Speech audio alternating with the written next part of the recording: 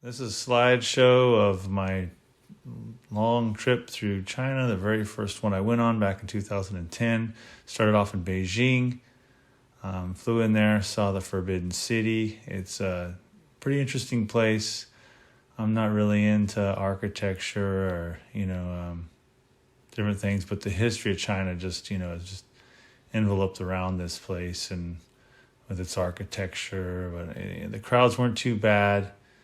And the weather was good. It wasn't too hot. It was warm, but not too hot. But yeah, walking around, you just if you read it all or the history of China and it kind of like puts some of the ancient history to life. And if you like architecture and statues and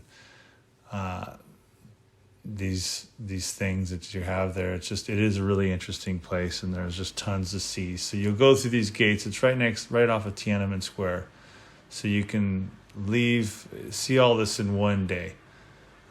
Go in, and you could probably spend days there, but I just spent one day. I made my way through, took a lot more pictures than this, but these are just some of the highlights of the pictures that I took while I was in there. There's a lot of different little galleries you can go into. You just can kind of it's almost like a maze, all these walkways and passageways and doorways and different halls, palaces, and then there's a temple over there too, which we went to, but that was outside of the Forbidden City. So this is still just kind of making your way through the different courtyards and buildings and the palaces and the chairs that the emperors sit in and their beds. And you kind of you're just kind of in awe of everything. Do a lot of people watching while you're there too. I know that sometimes it can be really crowded. The best time to go is, I guess, during the off season, which is I'd say probably September when we were there.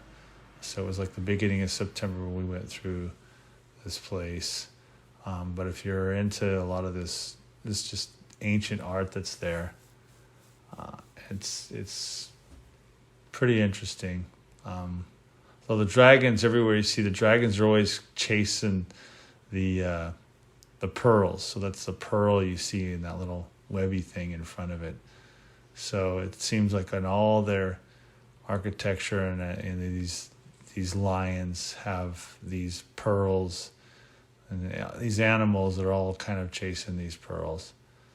And my stepmother doing cameos, and you'll see some cameos of my father and my wife.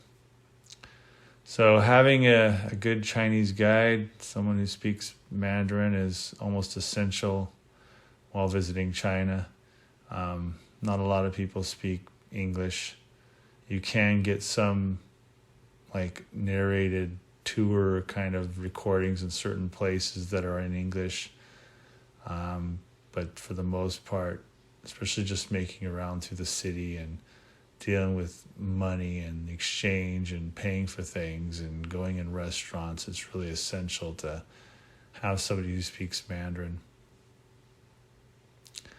So here's some more shots. There's a lion and then a baby lion, offspring, and these really interesting animals. So this is kind of going through these gates. You're leaving the Forbidden City and going out to Tiananmen Square. And once you're on this side, you're on one side of the road, and you can take a tunnel and just come out in the tunnel at the bottom of this photo, and you're on the other side of the street. And this is the Tiananmen Square proper. So the main drag is where they have the parades. And this is, I think, Hall of the People. Mao Zedong's mausoleum is here. These are some other very important federal buildings.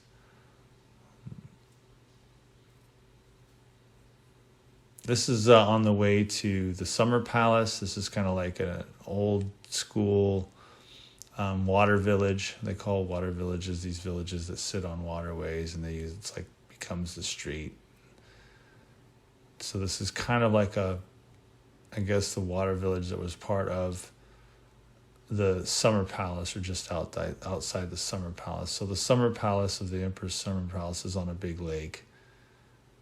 And it's got a lot of pagodas and temples, and it's like a castle.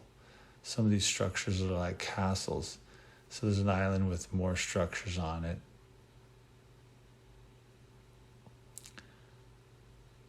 I don't have too many more details on what these specific buildings were specifically used for. You just marvel at the architecture and all the detail. This is kind of like a small castle or fort. I think some of these were like for his army, the emperor's armies, and protective troops, federal kind of emperor troops, his guards. But those are the compound to his summer palace. And I think these were models of his boats that he would have, the emperor's boats on his lake. And lots of tile work, architectural tile work. And it's a pretty large complex. It's like a park now, kind of an open park to the public. You can kind of go in there. I don't remember having to pay for admission. To get in some of the temples and buildings, you would have to have paid some sort of admission, but everything's pretty much accessible for free. So a lot of Beijing folks probably frequent this whole area and hang out on the weekends. I can't remember what day of the week it was that I was there, but there was this guy flying his kite on the bridge. These guys are very kite enthusiasts. They got some looking professional equipment. You could rent the boats on the lake or go for a cruise on one of those larger dragon boats. And these are just marveling at more of the architecture. All these complexes, compounds. Everything's like perfect feng shui. So this about wraps it up for this chapter.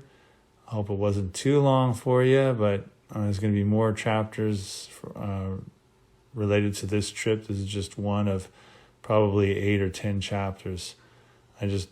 We spent about 5-6 weeks in China on this trip, making our way from north to south. And, well, there's more to come. Hopefully you enjoyed. Hey, man, click subscribe so you can get updates to the next chapters right away once I get them done. It'll take me a while. Thanks for watching.